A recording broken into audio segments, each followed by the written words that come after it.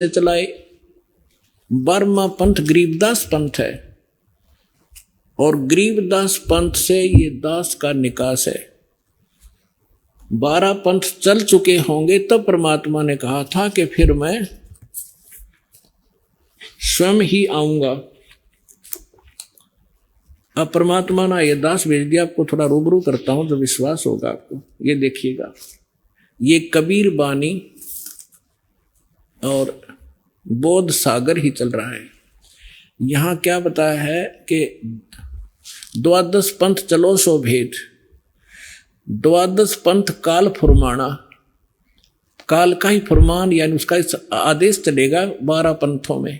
और भूले जीव न जाओ ठिकाना, ताते आगम कह हम राख्या वंश हमारा चूड़ामणि शाखा। अब यहां इन्होंने गड़बड़ कर दी थोड़ी सी, चूड़ामणि को अलग कर दिया, जबकि प्रथम चूड़ामणि से शुरू हुआ था। क्योंकि इन्होंने यहां देखो, ताते आगम कह, यहां फिर प्रथम जग में जागू भरमावे। इन्होंने वो नकली कबीर पंथ के जो पंथ है उनमें से सबसे पहले जागू, और जबकि होना चाहिए चूड़ामणि, दूसरा सूरत गोपाल, तीसरा मूल निरंजन, चौथा टकसार पंथ, फिर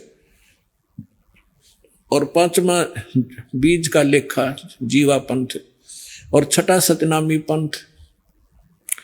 ऐसे ये पंथ हैं। अब इसकी जीवन दिखाते हैं आपको 1870 पे। अब ये यहां पर उसमें पद्य भाग में या गद्य भाग के अंदर है। ये कबीर चरित्र बोध और बोध सागर, इसके 1870 पृष्ठ पे क्या लिखा है कि कबीर साहब के पंथों का वृंतांत। प्रथम नारायण दास लिख दिया। नारायण दास ने तो कबीर साहब का पंथ स्वीकार नहीं किया था।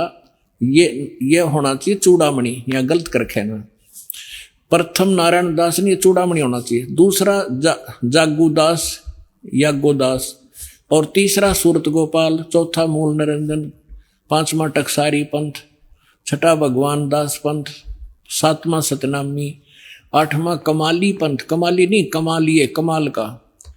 वो कमाल जो पुत्र जीवित किया था उसने भी अपना अलग से नकली पंथ चलाया था। और 9वां राम कबीर पंथ, 10वां परम धाम की वाणी, और 11वां जीवा पंथ, और 12वां ये गरीबदास पंथ। अब ये 12वां गरीबदास पंथ है, यहां स्पष्ट है, यहां गद्य भाग के अंदर है। अब फिर आगे हम यहां पर कबीर बानी में और 136 पृष्ठ पे, अब यहां से है कि द्वादश पंथ काल फुरमाना, जीव भूले जीव न जाओ ठिकाना, ताते आगम कह हम राखा वंश हमारा चूड़ामणि शाखा। प्रथम जग में जागो बरमावे, फिर दूसरा सूरत गोपाल, तीसरा मूल नरेंद्र, वही है नो टकसारी पंथ, और ये सतनामी पंथ, भगवान दास पंथ। अब यहां ये आ गया 10वां परम धाम की वाणी पंथ, जबकि 11वां होना चाहिए। अब यहां से 12वां शुरू हो गया, यहां तक तो 11वें तक की महिमा। अब 12वां यहां होता है संवत 1775 हुई, ये 1774 होना चाहिए था, गलती से 1 वर्ष का अंतर मिसप्रिंट हो रहा है। और ता दिन प्रेम प्रगटे जग सोई, क्योंकि संवत 1774 में आदरणीय गरीबदास साहिब जी का जन्म हुआ था। ये उसके विषय में जानकारी है। आगे देखिए, आज्ञा रहे जीव बोध लावे, और कोली चमार सबके घर खावे, साख हमारी ले जीव समझावे, असंग जन्म छोड़ नहीं पावे। यानी कह रहे हैं कि गरीबदास पंथ से ये छुआछात कुछ कम होने लगेगी, और लेकिन ये असंग छोड़ गरीबदास पंथ 12वें पंथ तक असंग जन्म उस सतलोक को प्राप्त नहीं कर सकते। ये देखिएगा, साख हमारे लिए जीव समझावे, असंग जन्म ठोर नहीं पावे, और 12वें पंथ प्रगट हो वाणी। ओह, 12वें पंथ में मेरी वाणी, महिमा की वाणी फिर प्रगट होगी, गरीबदास जी द्वारा प्रगट हुई, और शब्द हमारे का निर्णय ठानी। हमारे उस मेरे द्वारा दिए गए ज्ञान जो गरीबदास जी के द्वारा लिखवाया गया ग्रंथ, उसके ऊपर वो सभी निष्कर्ष डिस्कस करते रहेंगे गरीबदास पंथ तक के। उसके विषय में क्या कहा है, 12वें पंथ प्रगट हुआ वाणी, शब्द हमारे का निर्णय ठानी, अस्त्र घर का मर्म ना पावे, 12 पंथ हमी को ध्यावे। कबीर कबीर करेंगे लेकिन सच्चा सच्चा ज्ञान नहीं समझ पाओगे और उस वाणी को वो समझ नहीं सकते। बर में पंथ प्रगट हो वाणी, शब्द हमारे का निर्णय ठानी, अस्त्र घर का मर्म न पावे, 12 पंथ हमी को जावे। फिर कहते हैं बर में पंथ, उस बार में पंथ चल चुका होगा, उसके बाद बर में पंथ में हम ही चल आवे और सब पंथ मिटा एक ही पंथ चलावे। अब देखो पुण्यात्मा परमात्मा नहीं आए तो दास भेज रखे उसी पंथ में।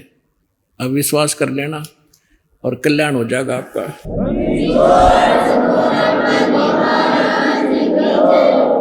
अब क्या बताते हैं कि अब यहां क्या बताया है परमात्मा ने कि धर्मदास मेरी लाख दुहाई, ये मूल है, मूल भूल नहीं है। मूल ज्ञान शब्द कहीं बार ना जाई, पवित्र ज्ञान तुम जग में भाखो और मूल ज्ञान गोई तुम राखो। मूल ज्ञान जो बाहर पड़ी पर ही बिचली पीढ़ी वंश हंस नहीं तरही। 33 अरब ज्ञान हम भाखा और मूल ज्ञान गोई राम राख्या। गुप्त रख्या 33 अरब वाणी बोल दी लेकिन मूल ज्ञान अभी तक छुपा रखा है। और मूल ज्ञान तुम तब लग छिपाई जब लग 12 पंथ मिटाई। अब क्या कहा कि धर्मदास मेरी लाख दुहाई, और इस मूल ज्ञान, ये मूल ज्ञान बाहर ना जाई। मैं तुझे जो बता रहा हूं मूल मंत्र, मूल ज्ञान, ये बाहर ना जाई। मूल ज्ञान बाहर जो पढ़ी बिचली पीढ़ी हंस नहीं तरही। यदि ये ज्ञान इन नकली पंथियों का हाथ लग गया ना सारा, तो बीच की पीढ़ी पार नहीं होगी। तो यह बिचली पीढ़ी कैसे है, अब यह प्रमाण करते हैं, देखिएगा। अब हम यहां पढ़ रहे थे ऊपर कि बार में पंथ प्रगट हो बाणी, शब्द हमारे का निर्णय ठानी, अस्थिर घर का मर्म न पावे। अस्थिर स्थिर माने वो अविनाशी परमात्मा उस सतलोक का मर्म नहीं पावे। ये 12 पंथ हम ही को ध्यावे, बर में पंथ हम ही चल कर आवे और सब पंथों को मिटा के एक पंथ चलाओ। फिर बताया है प्रथम चरण कलयुग निर्याना। कलयुग का प्रथम चरण कौन सा होगा, तब मगर मांडो में दाना। अब परमात्मा ने कहा था कि कलयुग का प्रथम चरण वो होगा जब मैं मगर से सह शरीर जाऊंगा, एक लीला करूंगा। तो परमात्मा सन 1518 में मगर से सह शरीर गए थे। वो प्रथम चरण था जो परमात्मा आए थे, जो सारा ज्ञान दे गए थे, जो भगवान लीला किया करता वो करके चले गए। और ये है वो बिचली पीढ़ी।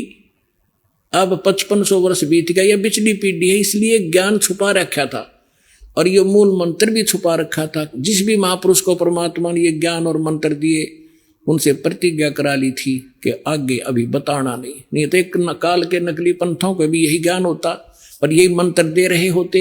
ये अधिकारी नहीं है, जिस कारण से ये मंत्र अगर इनके पास भी होते तो भी काल के जाल में हम फंसे रह जाते। अधिकारी के बिना कोई भी मंत्र काम नहीं करता। तो विश्व में आज ये दास ही वो अधिकारी है और यही